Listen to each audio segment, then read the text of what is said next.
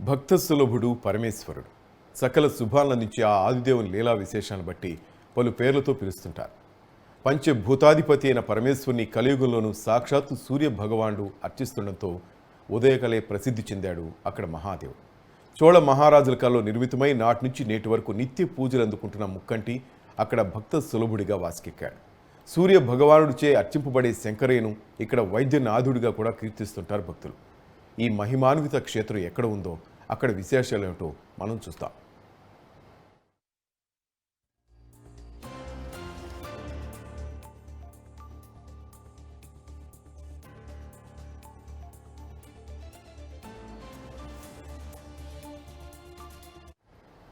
నెల్లూరు జిల్లా కొడవలూరు మండలం గండవరంలో కొలువైన గంగా పార్వతీ సమేత శ్రీ ఉదయ కళేశ్వర స్వామివారి దేవస్థానం ఇది.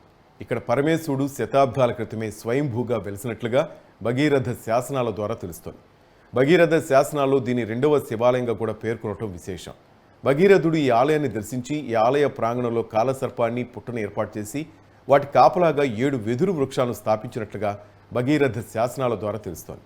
ఇంతటి ఘన చరిత్ర కలిగిన ఆలయాన్ని రాజుల పాలనా సమయంలోనే నిధి నిక్షేపాల పేరుతో కొందరు దుండగులు ధ్వంసం చేసేందుకు ప్రయత్నించగా గడ్డపార తగిలి గాయమైన శివలింగం నుంచి రక్తస్రావం కాడుతూ దుండగులు స్వామి మహిమల గురించి అక్కడి నుంచి పారిపోయారట. ఆనాటి రోజున ఆ ప్రాంతపు రాజైన క్రిమికంఠ చోళుడికి స్వామివారు రక్తధారలతో లింగరూపంగా కల్లో కనిపించి ఆ రాజ్యానికి ఉత్తర దిశగా ఓ పుట్టలో వెలిసి ఉన్నట్లుగా తెలియజేస్తూ ఆలయాన్ని నిర్మించవలసిందిగా కోరారట.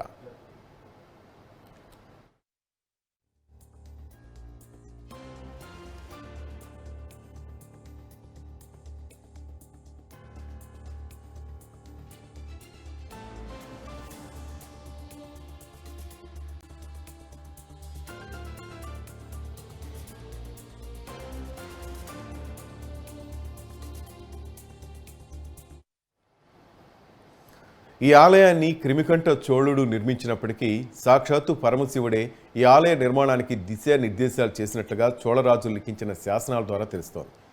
రాజు క్రిమికంఠుడిచే నిర్మితమైన ఈ ఆలయం కీర్తి శకం 1182 నాటికి ఓ పుణ్యక్షేత్రంగా ప్రసిద్ధి చెందింది.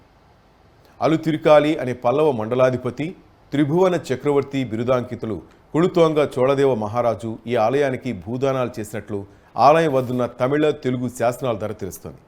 అన్ని ఆలయాల్లో అంతరాలయం గోపురంపై దేవతామూర్తుల విగ్రహాలు దర్శనమిస్తే ఈ దేవస్థాన గర్భగుడి గోపురంపై మాత్రం తపోముద్రలో ఉండే మహారుషులు దర్శనమివ్వడం విశేషం.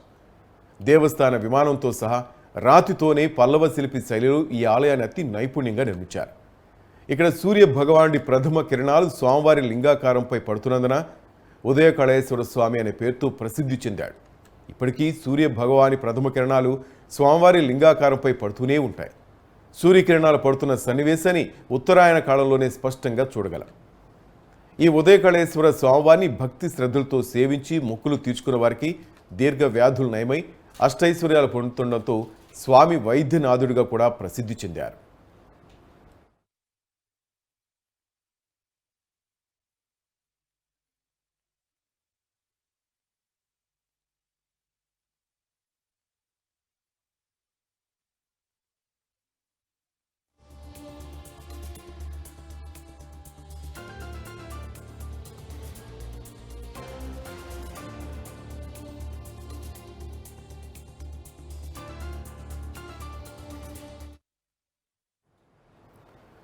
ఇంతటి ప్రాశస్త్యం పొందిన ఉదయ కళేశ్వర స్వామివారి ఆలయంలో జరిగే మహాశివరాత్రి తిరునాళ్లు నెల్లూరు జిల్లాలోనే కాకుండా రాష్ట్ర వ్యాప్తంగానూ ప్రసిద్ధి చెందాయి.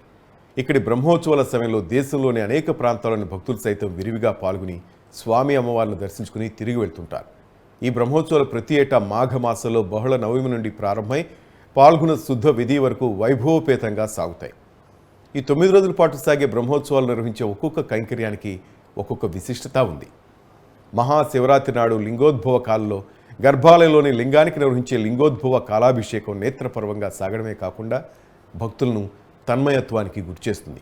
లింగోద్భవ కాలాభిషేకం అనంతరం నిర్వహించే స్వామివారి నగరోత్సవం కూడా నేత్రపర్వంగా సాగుతుంది. శివరాత్రి రోజున ఉదయ కళేశ్వర స్వామి పార్వతీదేవి వెండి నందివాహనంపై విహరిస్తుండగా వెనకన సింహవాహనంపై గంగమ్మ, చిన్ననందివాహనంపై భద్రకాళి, వీరభద్రులు, గజవాహనంపై కాలజ్ఞాని పోతులూరి వీరబ్రహ్మేంద్ర స్వామి, శేషవాహనంపై షిరిడి సాయిబాబా విహరిస్తున్న దృశ్యం నయనానందకరంగా ఉంటుంది. మరుసటి రోజున జరిగే గంగా పార్వతి ఉదయకాళేశ్వర్ల కళ్యాణం కమనీయంగా సాగుతుంది.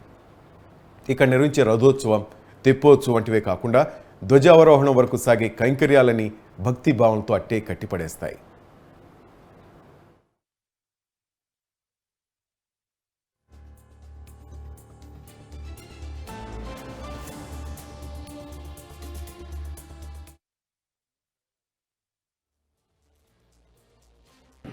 జిల్లా కొడవలూరు మండలం గండవరం గ్రామంలో వెలిసిన శ్రీ గంగా పార్వతీ సమేత ఉదయకేశ్వర స్వామి దేవస్థానం. ఈ దేవస్థానం కులోత్తుంగ చోళుల హయాంలో స్వయంభూగా వెలిసిన స్వామివారు ఆలయం నిర్మించడం జరిగింది. ఈ ఆలయం కులోత్తుంగ చోళుల హయాంలో నిర్మించడం జరిగింది. అంతకు పూర్వమే ఇక్కడ స్వామివారు స్వయంభూగా ఉండేవారట. భగీరథ శాసనాల్లో ఇది 2వ దేవస్థానంగా మనకి విరాజిల్లుతుంది. దానికి తగ్గ ఆధారాలు కూడా ఈ ఆలయం గర్భగుడి పైన మనకి ధ్యానముద్రలో ఉండే ఋషులు, తపో జ్ఞానులు అందరూ కూడా ఇక్కడ దర్శనమిస్తారు. సప్త ఋషులు అందరూ కూడా ఇక్కడ దర్శనమిస్తారు. ఆలయం శిఖరం మీద, విమానం మీద ఏ ఆలయానికైనా సరే దేవతామూర్తి విగ్రహాలు ఉంటాయి. కానీ ఇక్కడ భగీరథ శాసనంలో 2వ దేవస్థానం కనుక ఋషులు, తపోముద్రలో ఉన్న ఎంతో మంది సిద్ధులు ఈ ఆలయం పైన దర్శనమిస్తారు. ఇది పూర్వము భగీరథుల కాలంలోనే ఇక్కడ స్వయం వ్యక్తంగా వెలిసిన శివుణ్ణి భగీరథుడు దర్శనం చేసుకుని ఇక్కడ ఒక కాలసర్పాన్ని, ఒక పుట్టని ఏర్పాటు చేసి దాంట్లో ఒక 11 ఎదురు చెట్లు రక్షణగా కల్పించి వెళ్ళాడు అని చెప్పేసి ఒక నానుడి ఉంది. ఆ తర్వాత కాలగర్భంలో ఇక్కడ నిధి నిక్షేపాలు ఉన్నాయని చెప్పేసి, అప్పట్లో ఏదో నిధి నిక్షేపాలు ఉన్నాయని చెప్పేసి దాన్ని ఛేదించాలి, తీయాలని చెప్పేసి కొంతమంది ప్రయత్నం చేయగా గడ్డపార యొక్క ఘాట్లు స్వామివారి విగ్రహానికి తగులుతాయి.